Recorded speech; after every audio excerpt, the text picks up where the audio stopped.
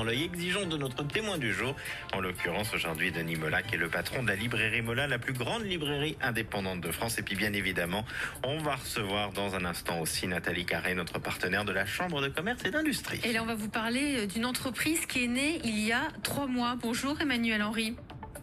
Vous êtes la cofondatrice de l'IRECA. L'IRECA, ça s'écrit L-I-R-E-K-A. C'est la première librairie qui expédie des livres en français dans le monde. Alors moi, pour être honnête, je pensais que ça existait déjà. Donc déjà, ça c'est une bonne nouvelle de savoir que vous êtes les tout nouveaux dans ce secteur. Vous avez 38 ans, vous avez travaillé dans des grandes entreprises comme Hachette ou Amazon. Et vous vous êtes lancé il y a 2 ans dans l'entrepreneuriat. Alors c'est quoi l'IRECA ? Alors on va écouter votre pitch. C'est parti, oui. Vous avez 1 minute. L'IRECA, c'est la contraction de lire et Eureka. Et le projet est né d'un constat simple, c'est que quand on est à l'étranger, qui a été notre cas à Marc, mon associé et moi qui avons vécu à Londres et à New York, il est difficile et cher de se procurer des livres en français. D'où l'idée de créer la première librairie en ligne qui livre l'intégralité du catalogue de livres en français, donc plus d'1 million de titres, dans le monde entier avec livraison gratuite. Donc, ce projet est né de l'alliance de notre équipe d'entrepreneurs qui apporte son savoir-faire en marketing, en logistique et dans le digital, et de la librairie Artaud que nous avons acquise en 2020 et qui est une véritable institution à Grenoble. Notre objectif est double. Premièrement, offrir un site web qui propose tous les livres en français, donc du roman au manga, la BD, le dictionnaire, les livres jeunesse, on en parlait tout à l'heure, bref, absolument tous les livres. Et deuxièmement, fournir les conseils de vrais libraires à travers leur sélection et leur coup de cœur. Alors moi, je peux vous arrêter, c'est moi le méchant de la bande. Une fois que la musique s'arrête, c'est-à-dire que la minute est passée, mais en tout cas, c'était extrêmement clair. Emmanuel Henry, bravo. Oui, mais vous n'avez pas donné, il n'y a pas de prix là, cette fois-ci, Emmanuel? C'est le prix du livre, j'imagine. C'est le prix du livre. Quels sont les prix affichés et vous, comment vous vous rémunérez? Eh bien, nous adaptons le prix à tout un ensemble de facteurs qui dépendent du coût d'achat du livre, bien évidemment, du mode de transport, de la devise sur place, des éventuels frais de douane.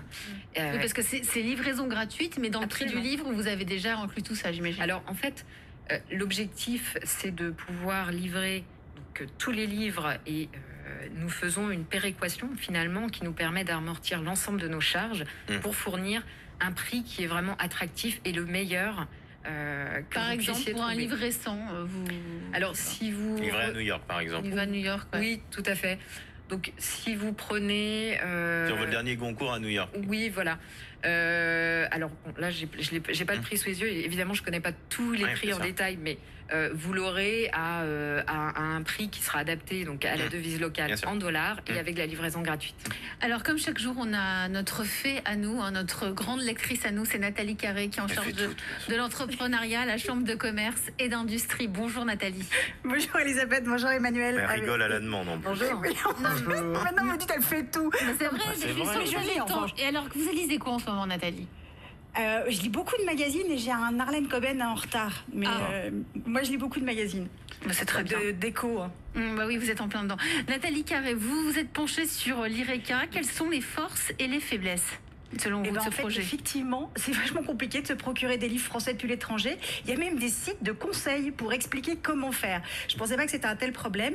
Puis alors évidemment, mon réflexe ça a été la Fnac ou Amazon. Mais en fait, le tarif de livraison est bien plus élevé que ce que vous proposez.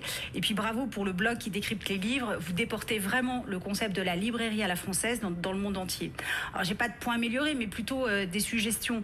Alors je me suis dit intuitivement que si vous réussissez à proposer la livraison gratuite dans 185 pays, d'autres pourraient le faire. Et donc, vous risqueriez de perdre cet avantage concurrentiel à plus ou moins long terme.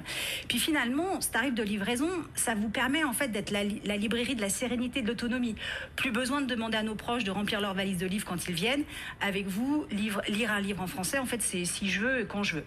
Et puis ensuite, vous avez le blog et tous les conseils de lecture que vous proposez qui aident au choix. Donc, parmi plus d'1 million d'ouvrages. Accentuer cet avantage important, mais deux idées. Déjà, intégrer les articles dans la librairie. Lorsqu'on lit la description d'un livre, s'il y a un article dessus, on doit pouvoir le lire immédiatement, sans avoir besoin de fouiller dans le blog. En fait, exactement comme le ferait un libraire qui nous expliquerait un livre.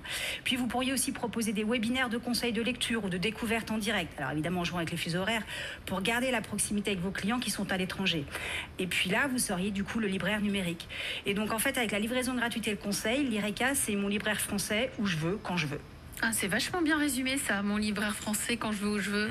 Qu'est-ce que Vous en pensez quoi, Emmanuel? Absolument, écoutez, merci beaucoup. C'est absolument ça. Je pense que vous l'avez bien décrit. Et notre souhait, c'est vraiment de répondre premièrement à un problème qui existe. On ne l'a pas inventé. C'est vraiment très compliqué. On les connaît, ces gens qui font le stock de livres. C'est très récent, mais par exemple à New York, il n'y avait plus de librairie française. Elle a rouvert il y a quelques années, la Albertine, qui a pu rouvrir. Mais ça peut paraître fou dans une ville aussi grande que New York, qui est la deuxième plus grande communauté française au monde.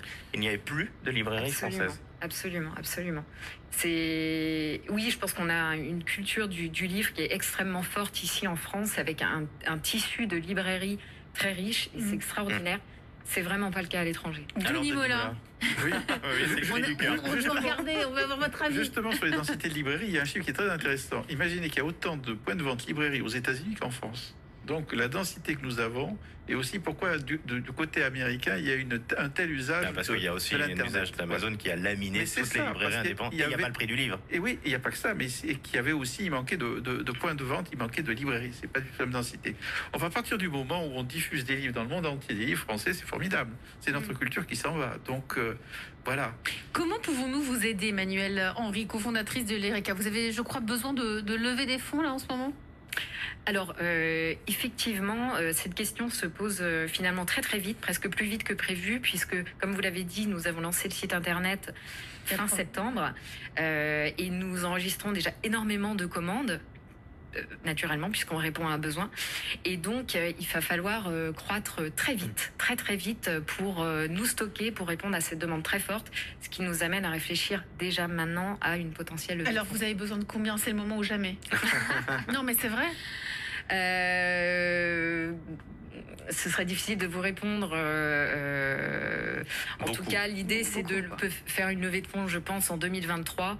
Donc, actuellement, nous sommes en train de travailler sur toutes les hypothèses.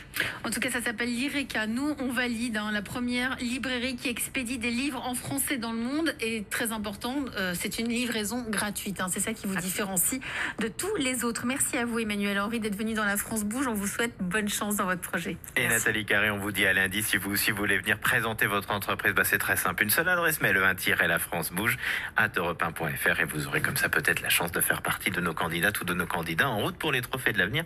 Europe 1, La France Bouge. Denis Mola, suite